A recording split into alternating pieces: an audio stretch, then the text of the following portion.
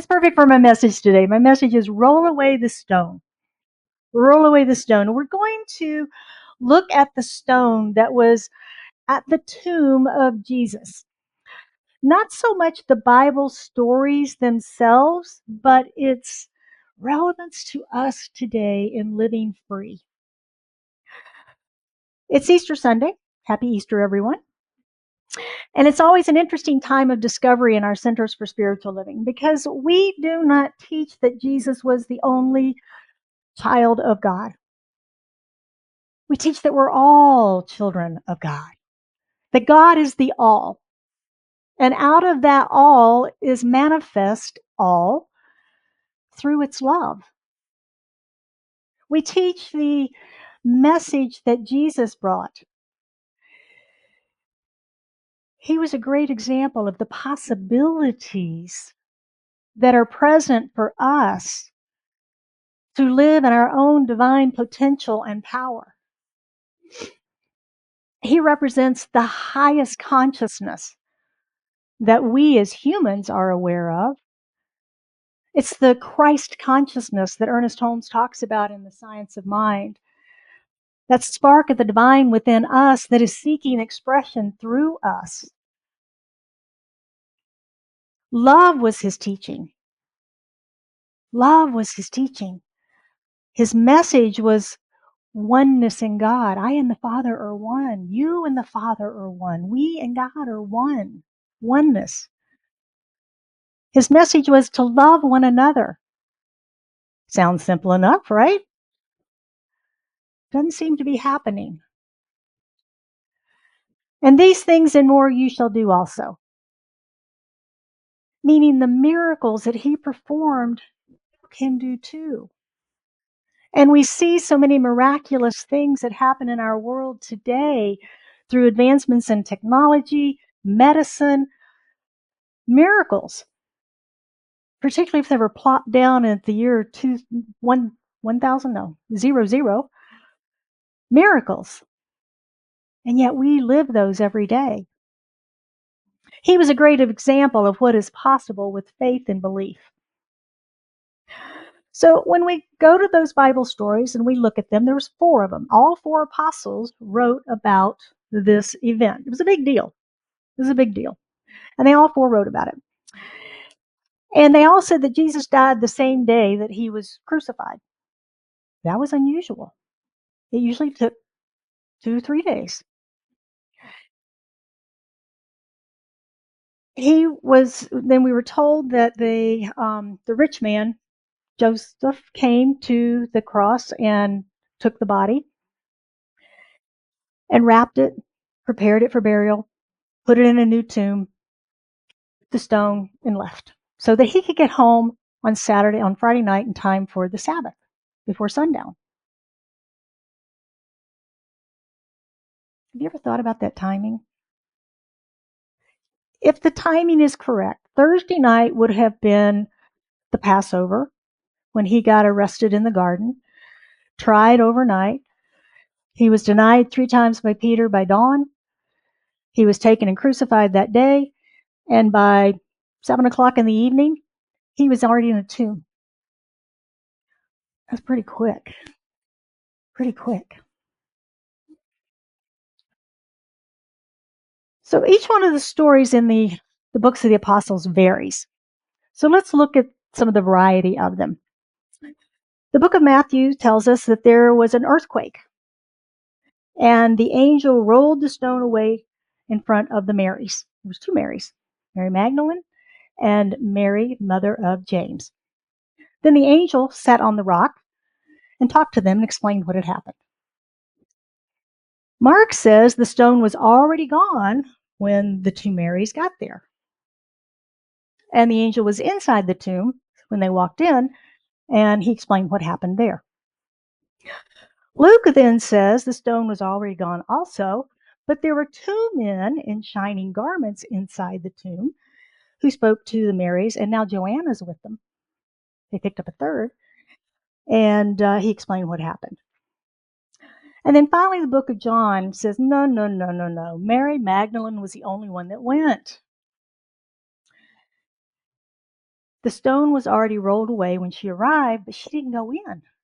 She went back and told Simon and John, "Hey, the stone's gone. You better go check this out." So they did. They verified the body is gone, and they left. They went back to the other disciples. They were afraid. So Mary goes in the tomb, see what's going on, and she finds two angels who spoke to her and explained what happened. So we have four different accounts of what happened there.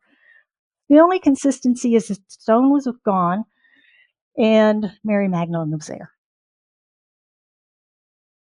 So, what is the purpose of the stone that blocked the mouth of the tomb? Why was it there anyway? Most tombs didn't have that. Why did that one have it? Joseph of Amaranth and the disciples both wanted to protect the body from tomb raiders because it had been a big deal, a big event. Jesus was kind of a popular guy, and they were afraid somebody would do something to the body. So they wanted to protect it. Now, the high priests and the Pharisees, they wanted the stone plus guards because they didn't want the disciples going back and getting the body to prove what Jesus had said, on the third day I will rise. He said, no, we can't have that. We need to put guards and the stone. So it seems the stone was working for both sides. It was sealing the body inside to protect it from tomb raiders and things on the outside. So Ernest Holmes is the author of The Science of Mind, and he wrote another little book called Living the Science of Mind. And Living the Science of Mind is a series of essays that he wrote to explain the science of mind. In that, he says the stone is a symbol of the obstruction that confronts us sometimes when we attempt to use our faith for definite purposes.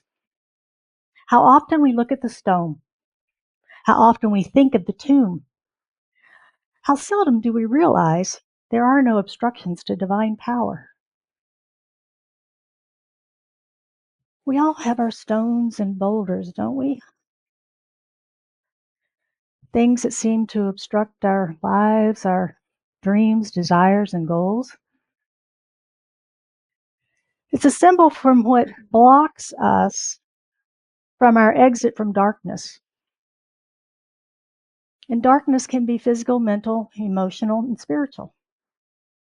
Have you ever noticed when you're ill, when you have a pain, when there's a disease you're dealing with or treatments, your focus becomes very narrow, very focused on what's happening.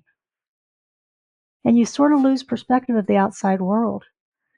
That's a stone of darkness, right? When we're struggling with a problem, we're suffering a mental darkness at that point. We can become so distracted in our own thoughts that we're not present to what's going on around us. Someone can talk to us and we don't hear them. We don't hear what's happening in the room, the kind of conversations and things. We may even have to be jolted out of our deep thoughts to become present again. That's the mental darkness. Emotional darkness can go two ways. It can be an explosion of emotion that narrows us to just that. We can't see, we're blinded. We can't see anything but. Or it can be that darkness of depression that comes in so deeply. When our emotions are in turmoil, it can feel very dark, whatever is happening with us. Now, we, like everyone in the stories, can become consumed with the outside. The tomb raiders and the disciples are coming for the body. What's happening on the inside? And in reality, it's what's happening on the inside that's transforming us, right? But we can build up those stones, boulders, prison walls, and miss what's happening within. What is happening inside is what's transforming us, not what's happening externally to us. It's what we do with it. Had someone say that the other day, which is something that I say a lot, but I heard it from someone else, and it always sounds different when someone else says it. But it's not all of the things that life throws at us. It's how we deal with it. We can choose to make that our story, our baggage that we carry with us forever, or we can choose to deal with it in a different way. We know that when our life is not working, right? We're pretty clear about that. Sometimes we can get so consumed with the outside world that we miss opportunities to fix it, to change it, to transform it. We miss opportunities for kindness. We miss opportunities for love because we're so consumed. These are some of the stones that will keep us in darkness. Had an interesting experience. Um, it was last week this time. I was sitting on Waikiki Beach. Yeah. Oh, well. It was nice. When we were there, we went to a new restaurant. It just hadn't been open long, and it was full, very, very, very full. And they give us one of those little square things that buzzes to wait for your table. There were 2 seats at the bar, so we took them. I was just kind of paying attention to what was going on, and the 2 chairs next to us opened up, and this couple came, and he pulls out the chair, and she keeps walking. And he stops, and she keeps walking, and she's talking to a younger couple at the end of the bar. And he goes, "I got 2 here." She said, "I'd rather stand down here and talk to the kids than sit over there so far away." I went, "Hey, we'll move. We'll move down there. Y'all come here. You take the 4 Cs." She went, "Oh, thank you." So we got up and we moved. No big deal. What I realized is that if I hadn't been deep in thought, if I had been focused on a physical pain, if I had been angry, the one time a year I get angry, if I'd been angry, I might have missed that. I might not have noticed her saying, I might not have noticed there was even 2 empty seats next to us. But because I was present, I had the opportunity to be kind. And I tell you, that felt a lot better than wallowing in that darkness of anger, pain, problem. Ernest reminds us to place our focus not on the stone, but on our divine power. Every day we have the option to choose to roll away these stones in our lives.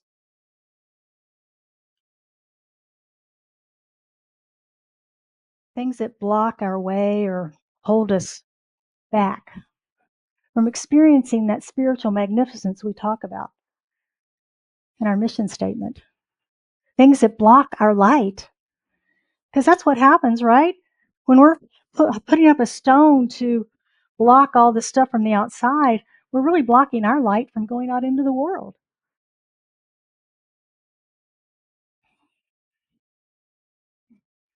I believe most people are kind and compassionate at their core. I do. I truly, truly believe that. When there's not some boulder blocking their light that has them trapped in the tomb rather living in freedom. Boulders can be current events or they can be childhood trauma. Anything that blocks our light from getting out. Our divine power is the gift of being able to consciously control our thoughts and feelings.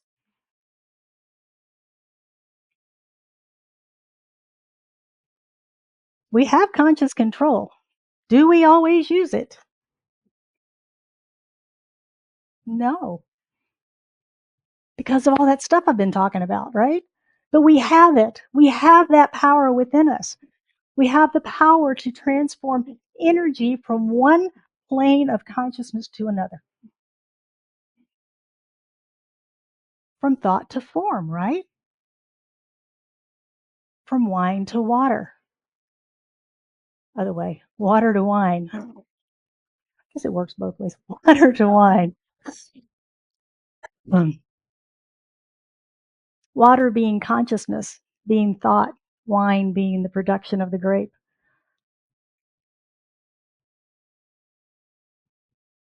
Holmes says, where Jesus' crucifixion and resurrection was explained in physical terms, ours is psychological and spiritual.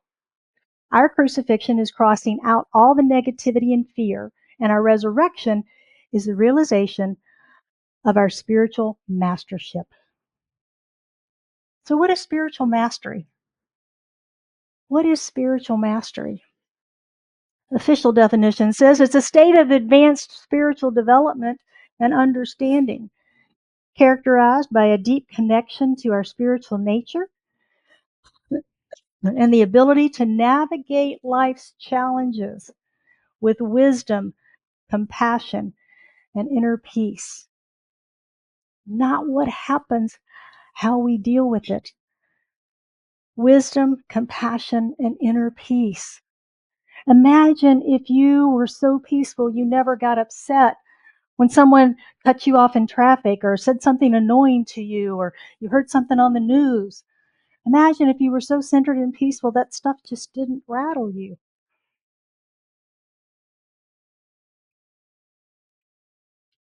Anybody see the newsletter yesterday?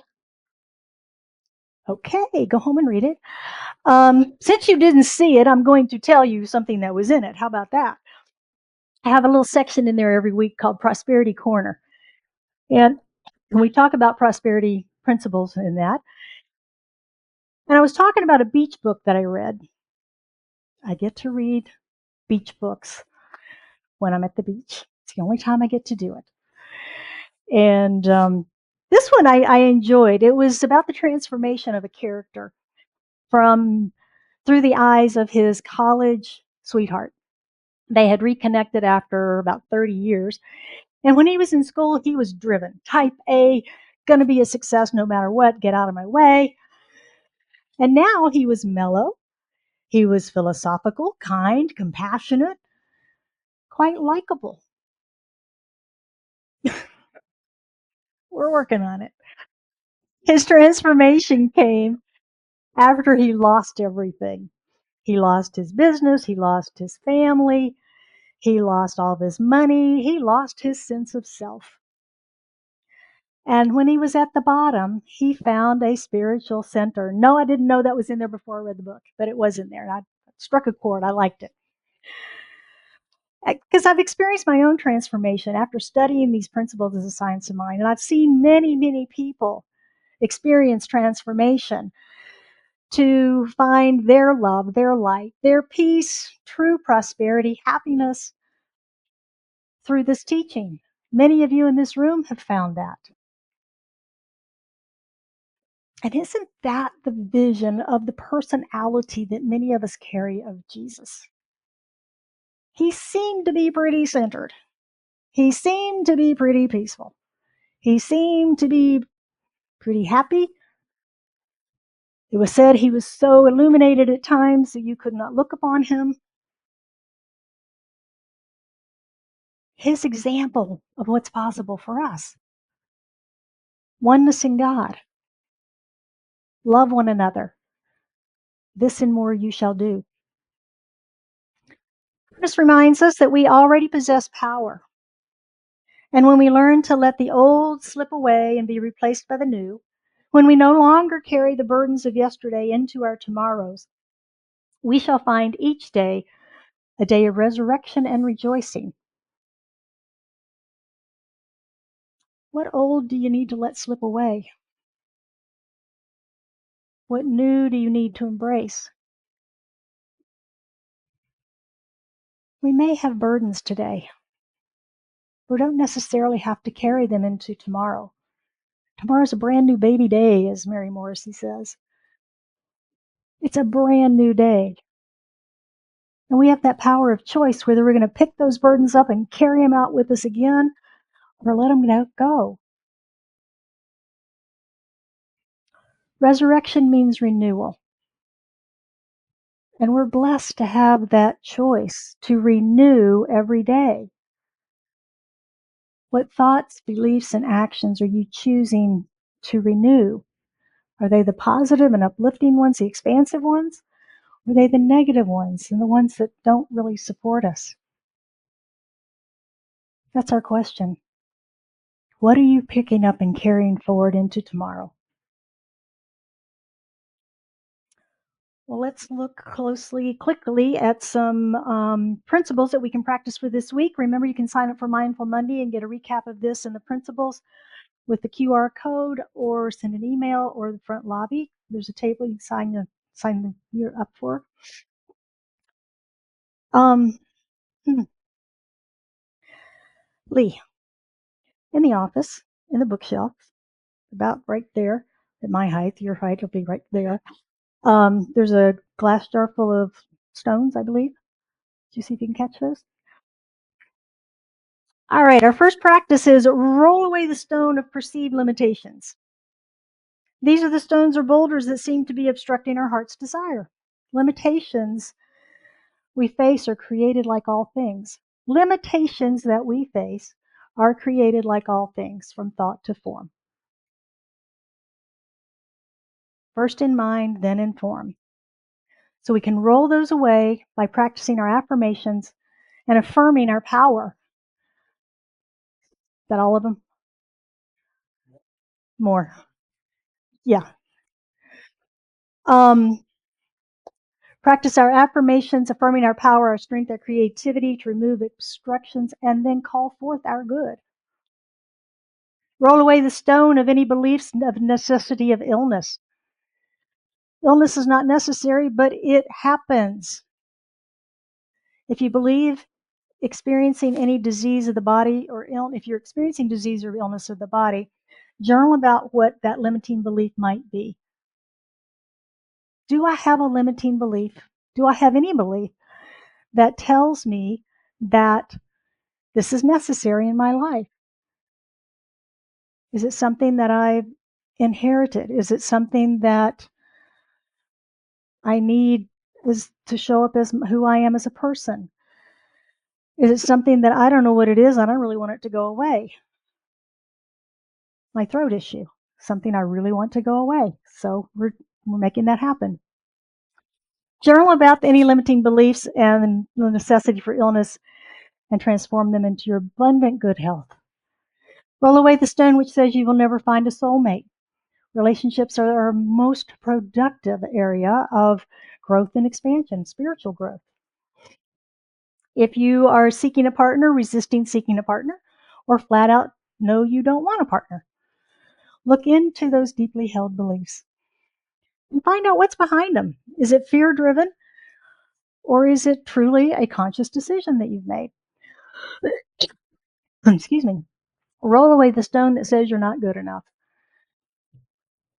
Anybody else tired of carrying that one?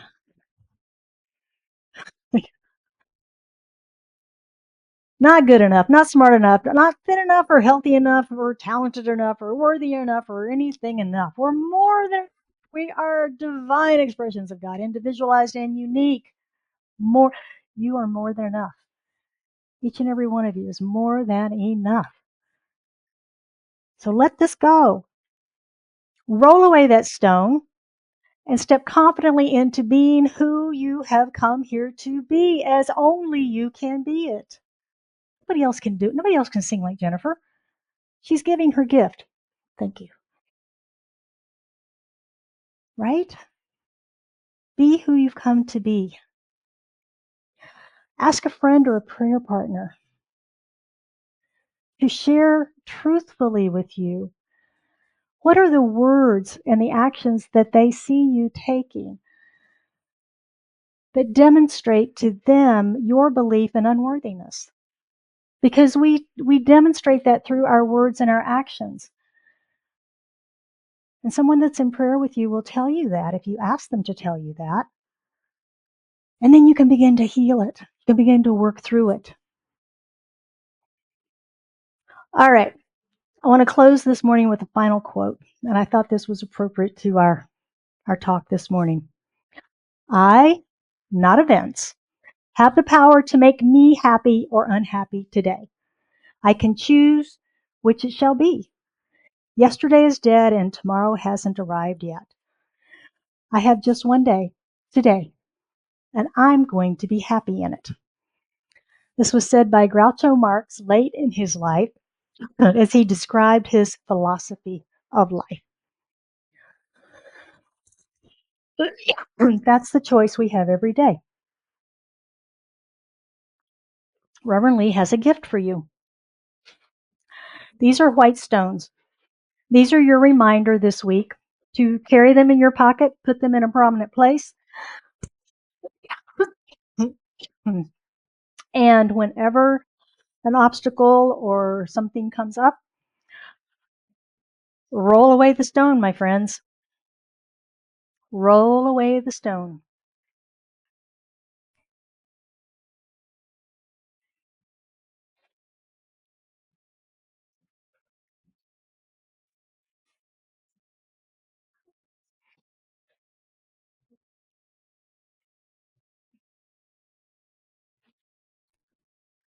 Meant to hand those out on the way in, but I got distracted, so sorry about that.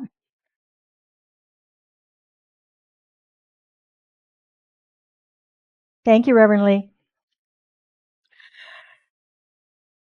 Well, I don't know about you, but I think a day like today is a great day to start this.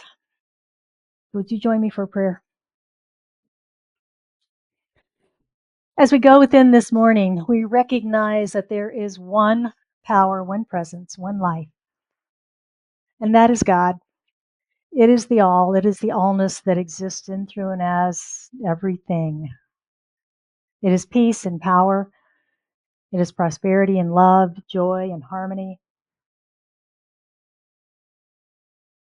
And all of that is here now present in, through, and as me as an expression of it, and in, through, and as each one of us gathered here in the room, online, listening later.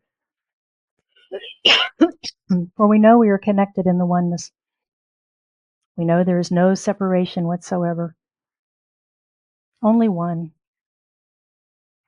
And so in this moment, as we align with the divine power within us, that ever-present connection between us and God, between us and Source, between us and the universal presence, between us and each other, we just merge into that oneness, into that wholeness,